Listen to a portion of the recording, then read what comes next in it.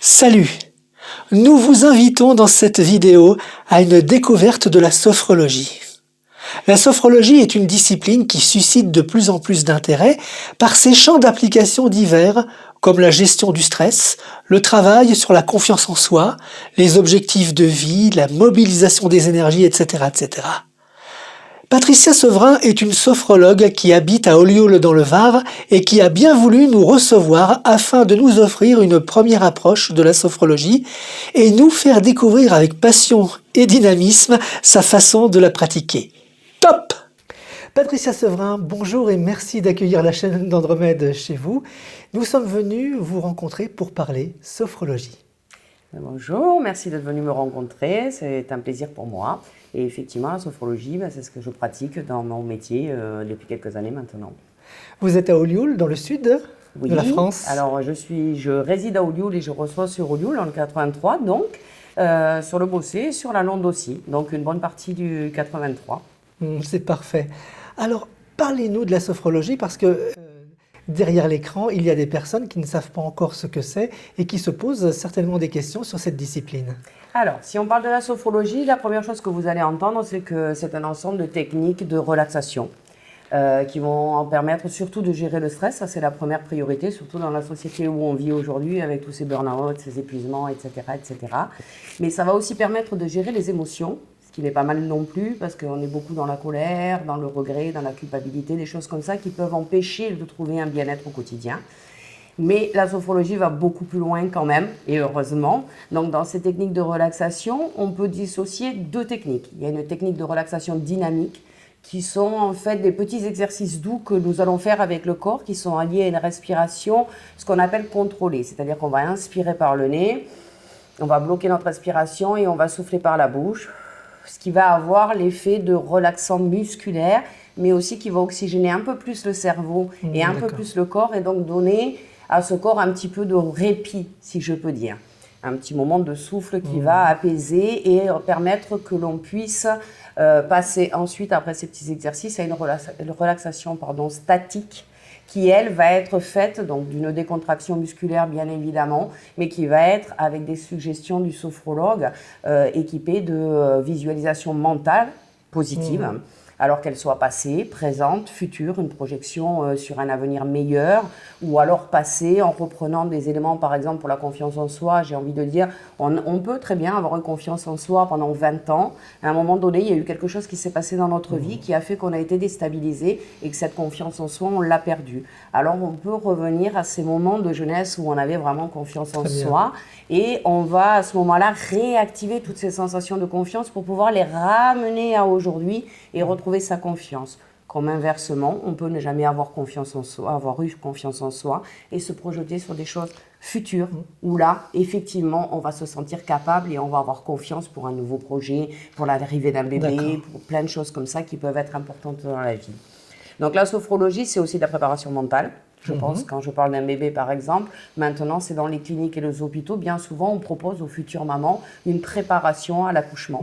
Donc avec ces visualisations que tout se passe bien, de gérer son stress, ses émotions pour arriver sereine le jour J et pour arriver justement à cette respiration apaisée qui va permettre de mieux supporter les contractions et de mieux accueillir cet enfant dans la joie et le bien-être si je peux dire.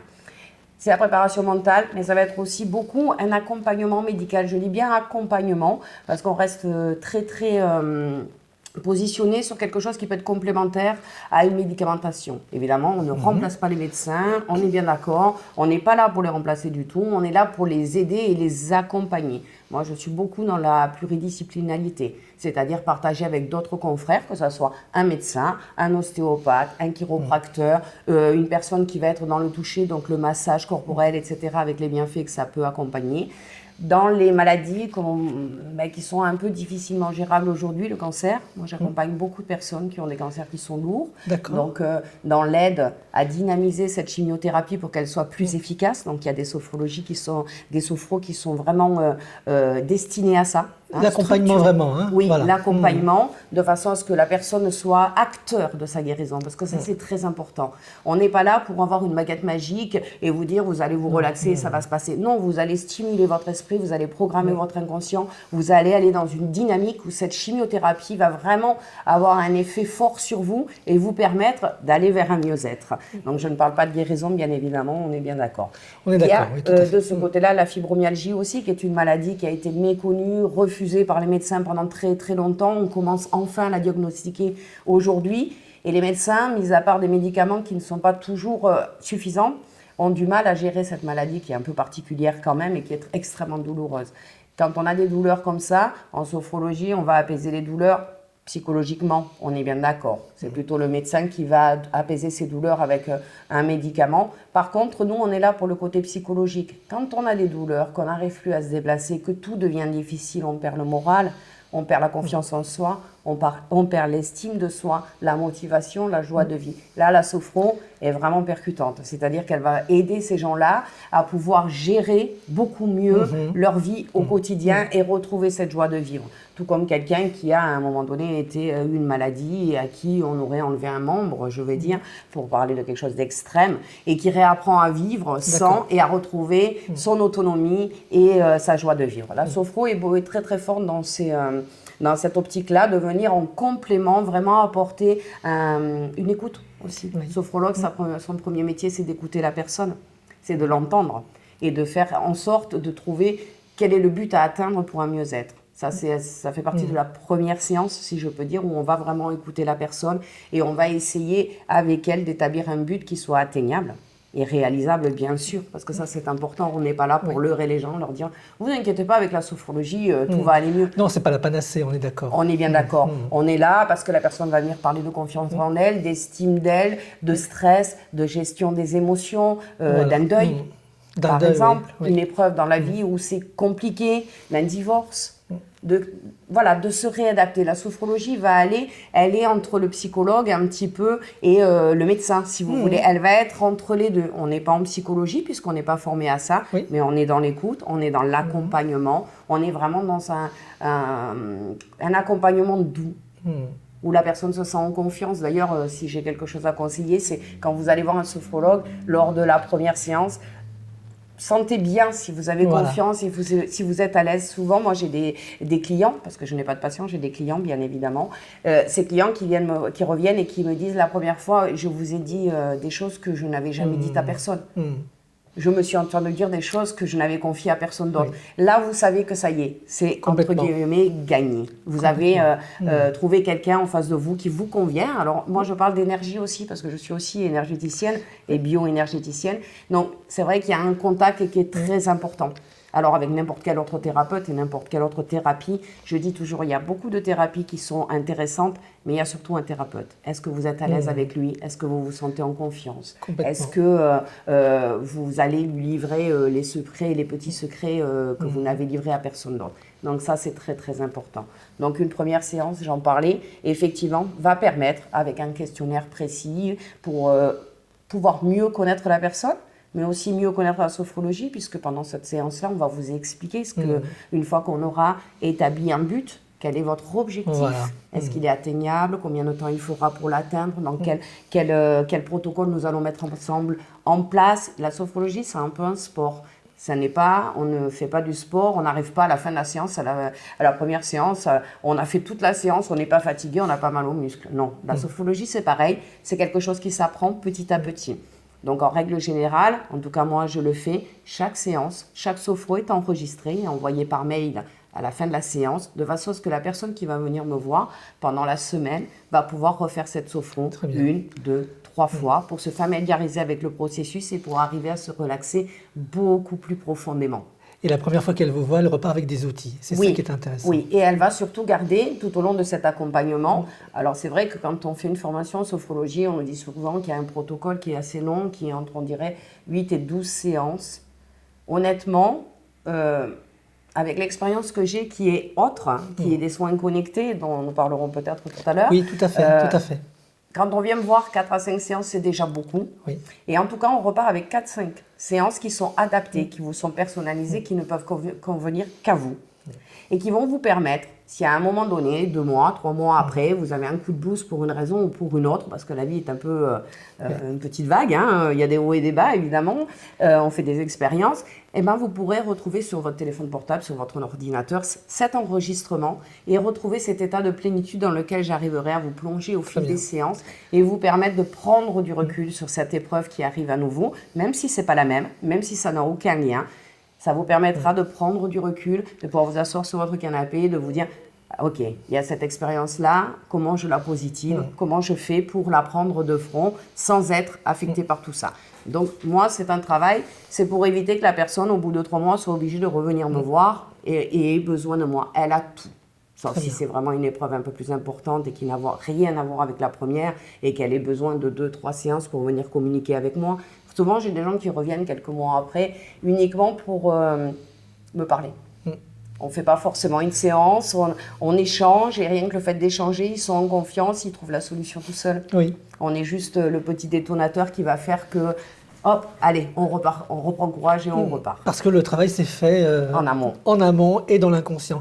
C'est ça qui est très important. Je pense qu'on va le développer, ça. Oui. On a, avec la sophro, une harmonisation entre le cerveau et le corps. Absolument. Ce que vous aviez développé au tout début de notre interview. Oui. Il y a un mieux-être que nous ressentons. Il y a une connexion avec l'inconscient. Et aussi, puisque l'on fait plusieurs séances, il y a une phase, en quelque sorte, de mémorisation du corps, du bien-être. C'est un entraînement. Tout à fait. C'est un entraînement, exactement, parce qu'on est dans une société où on est extrêmement stressé et rien que le fait déjà de lâcher prise sur son corps, arriver à détendre, il y a énormément de gens qui viennent et la première fois, ils sont tendus, mais alors tendus, ils n'ont plus l'habitude en fait de relâcher ni l'esprit, ni le corps, ni les émotions. Alors, comme vous le dites si bien, la sophrologie va prendre... Alors, on va revenir peut-être au début, ça sera plus simple, c'est-à-dire que c'est Alfonso Caicedo qui a créé cette technique, qui pratiquait l'hypnose, qui était brésilien et qui travaillait en Espagne dans un hôpital, et il se servait de l'hypnose déjà en 1960 pour apaiser les gens avant une opération. Oui, donc, il était précurseur. Mais à un moment donné, sans pouvoir mettre l'hypnose de côté, parce que je la pratique aussi, donc je ne vais pas juger quoi que ce soit. C'est complémentaire. Hein. Voilà, c'est complémentaire. Et s'est rendu compte que l'hypnose allait chercher la problématique, qu'elle réglait la problématique et qu'on laissait repartir le client comme ça avec ses problèmes de tension physique et émotionnelle et mentale. Donc on réglait cette problématique, mais on n'allait pas plus loin pour l'envelopper. La sophrologie est très enveloppante. Elle a été créée à base du zazen, bien sûr, du yoga, de la méthode Coué. On va retrouver toutes ces méthodes de pensée positive, de détente corporelle, etc. Et il a mixé tout ça pour faire une technique beaucoup plus complète qui va effectivement gérer les tensions physiques, les problèmes émotionnels et le mental. Donc c'est vraiment, on enveloppe la personne de douceur et on lui apprend à se détendre dans ces 3 parties. On prend l'être en entier. En entier. Donc ce qui permet effectivement de pouvoir faire face à cette vie qui est un peu tumultueuse aujourd'hui, un peu stressée, et de pouvoir se poser à un moment donné et de donner ne serait-ce que 20 minutes de répit à notre corps, à notre esprit, à notre mental, pour dire « je remets des tables ». C'est un petit peu un ordinateur que, hop, on l'éteint et on le rallume pour qu'il puisse remettre tout à zéro. C'est un petit peu ça. On fait un petit peu ça avec le client. On va lui permettre de repartir à zéro. Voilà. Donc, effectivement, ça a été déjà créé en 1960 et donc il y a des écoles de sophrologie. Il faut savoir quand même que la sophrologie est reconnue aujourd'hui par le domaine médical, tout simplement parce que dans sa première sortie, on va dire dans le premier jet de sophrologie, ce n'étaient que les médecins qui pratiquaient la sophrologie. Tout à fait. Et puis, on s'est rendu compte au fil des années que les médecins n'avaient pas forcément cet engouement, ils n'avaient pas forcément le temps de garder leurs patients 1 heure, de prendre ce temps-là pour la personne, etc. Donc, on a glissé et on est allé sur le domaine médical, les infirmières, les sages-femmes, etc., etc. Et puis, petit à petit, Caicedo s'est rendu compte qu'effectivement, on pouvait l'élargir à plein de personnes parce que les thérapeutes d'aujourd'hui pouvaient avoir ça. Et ça rentre aujourd'hui, la sophrologie, dans le monde du travail. Complètement. dans les risques psychosociaux. Oui, avec le burn-out, avec le stress. Oui, et puis la motivation, motiver des équipes qui pourraient être en baisse quand il y a des discordes dans les équipes. Oui, la gestion des conflits, tout à fait. Tout à fait. Et puis remotiver une équipe, au lieu de faire une augmentation peut-être parce que la conjoncture est difficile, parfois les employeurs ne peuvent pas augmenter tous leurs salariés. Par contre, ils peuvent leur offrir une heure de sophrologie en groupe toutes les semaines, et c'est dire à leurs employés, bon, la conjoncture ne me permet pas de vous donner plus, mais je vous respecte, je respecte votre travail, et je vais vous accorder quelque chose qui va vous faire du bien, qui va vous stimuler, qui va vous remotiver, et c'est très bien accueilli par les employés et par l'employeur en règle générale. Voilà, donc c'est vrai que la sophrologie s'est inscrite quand même dans les hôpitaux, dans les cliniques, elle s'est inscrite dans le monde du travail aussi, c'est quelque chose qui est reconnu médicalement parlant et qui aujourd'hui prend toute son ampleur. D'ailleurs, il y a de plus en plus d'écoles de sophrologie, alors tout avec leurs petites particularités différentes, sûr, oui. On est bien d'accord. Et moi, j'ai encore ma particularité encore différente parce que j'ai un passé effectivement de soins que je faisais, qui étaient plutôt des soins connectés, qui m'étaient inspirés, que je créais moi-même et qui se retrouvent beaucoup dans la sophrologie. La sophrologie m'a permis de les développer encore un petit peu plus parce qu'il y a des techniques qui sont vraiment très efficaces, il faut le reconnaître. Et justement, Patricia Sevrin, vous me disiez tout à l'heure, avant que nous démarrions la vidéo, que vous ajoutiez à la sophrologie des techniques que vous aviez justement expérimentées. Absolument. Pour enrichir votre travail. Absolument, c'est-à-dire que par exemple, quand on va commencer sur un protocole de sophrologie, on va gérer le stress, etc. Moi, tout avant, la première séance, on va discuter et on va aller chercher dans ce que j'appelle une sophro-hypnose. On va aller régresser dans sa vie pour aller interroger notre inconscient de façon subtile, puisqu'on va se retrouver dans un état de conscience modifié où nous amène l'hypnose comme la sophrologie d'ailleurs. Et on va aller demander à cet inconscient pourquoi on a cette problématique. Par exemple, pourquoi on a perdu cette confiance en soi. Parfois, des gens me disent, mais je ne comprends pas, quand j'avais 30 ans, j'avais confiance en moi, aujourd'hui j'en ai 50 et au fil des années, ça s'est égrené, je ne sais pas. Parce qu'il y a certains petits traumatismes qu'on a eus dans la vie, et prise par le stress, par le mouvement de la vie, etc., on n'y a pas porté attention. On a laissé ça s'accumuler, on l'a caché quelque part dans notre inconscient. À un moment donné, notre inconscient nous dit, attention, si tu veux avancer, il faut régler ça d'abord. Donc, cette première séance va permettre de prendre conscience. Ça, c'est important puisque la sophrologie, c'est la prise de conscience. C'est la science de la prise de conscience, la sophrologie. Donc, il faut tenir compte de ça, c'est très important. Et d'ailleurs, dans toutes les sophros, vous aurez prenez conscience de quelque chose. Et donc, on va prendre conscience de ce qui a été le détonateur de cette perte de confiance, par exemple, ou de cette perte de sommeil.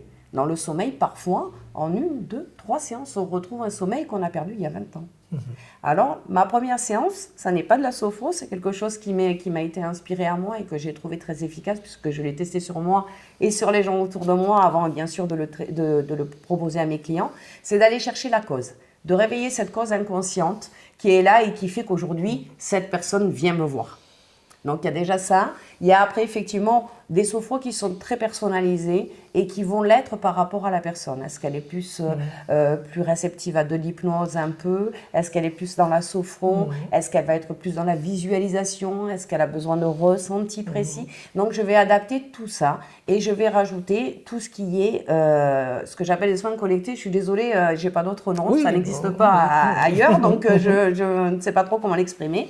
Je vais par exemple, pour certaines personnes, moi j'ai des personnes qui viennent me voir et qui me disent, voilà, ma grand-mère a eu un cancer du sein, ma mère a eu un cancer du sein et je suis terrorisée par le cancer du sein.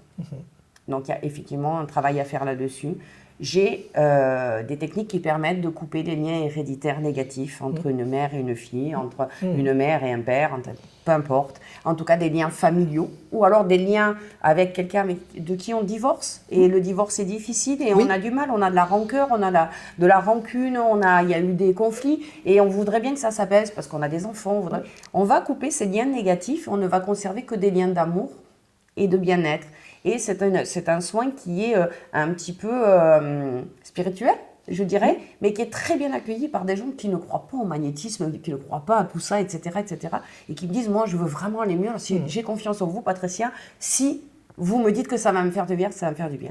Et c'est spectaculaire, honnêtement. Honnêtement, j'ai des résultats j'ai des gens qui viennent et me remercier, tout simplement me dire « Patricia, vous avez changé ma vie. » Non, c'est pas moi, c'est vous qui avez changé votre vie déjà, très humblement. Vous avez accepté de faire ce soin, vous vous êtes porté, vous avez voulu. Et quand on veut vraiment quelque chose, en règle générale, on l'obtient. Quand on se donne les moyens, effectivement, on l'obtient. Donc moi, je travaille beaucoup avec la volonté de mes clients et je les investis. C'est eux qui sont le moteur. C'est eux qui vont participer, qui vont se battre pour aller mieux. Moi, je ne suis qu'un outil et qu'une accompagnatrice là-dedans. Alors, effectivement, j'ai quelques soins comme ça qui font qu'au lieu de 10 séances, on va mettre 3 à 4 séances et on va se sentir nettement mieux. Il y a beaucoup de choses qui peuvent être comme ça écartées, des gens qui ont vécu des choses difficiles. Alors, différemment de l'EMDR où c'est des techniques comme ça qui sont très fortes et qui sont très puissantes, je ne vais pas faire revivre les choses aux gens. Voilà, je vais vraiment aller, j'ai par exemple un soin où quand c'est des problématiques de viol, de violence, des choses comme ça, au lieu de les revivre, on va aller parler à son inconscient et on va lui proposer de mettre cette problématique-là dans un petit carton et de la ranger dans un coin. Et il n'a plus le droit d'y toucher tant qu'on ne veut pas y toucher. Donc elle se met là et elle ne nous dérange plus dans notre vie. Après, ça, c'est très personnel. Je pense qu'il n'est pas utile d'aller revivre des souffrances et de réveiller tout ça. Je pense qu'intelligemment, on peut tout simplement s'envelopper d'un peu de douceur et d'amour et d'aller poser ça quelque part où ça ne nous dérange pas. Donc, c'est tout à fait dans l'esprit de la sophro, ça. Aussi. Tout à fait. Donc, j'ai été, avant d'être sophrologue et avant d'être à mon compte, pendant 20 ans, j'ai aidé les gens tout à fait bénévolement, c'est-à-dire je les recevais le soir, le week-end.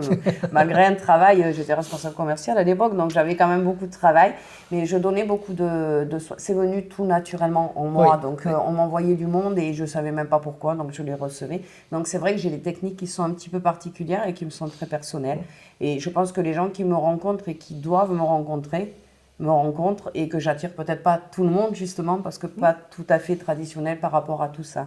Mais pour en revenir à la sophrologie, ça va effectivement beaucoup plus loin qu'une technique de relaxation. On est bien d'accord.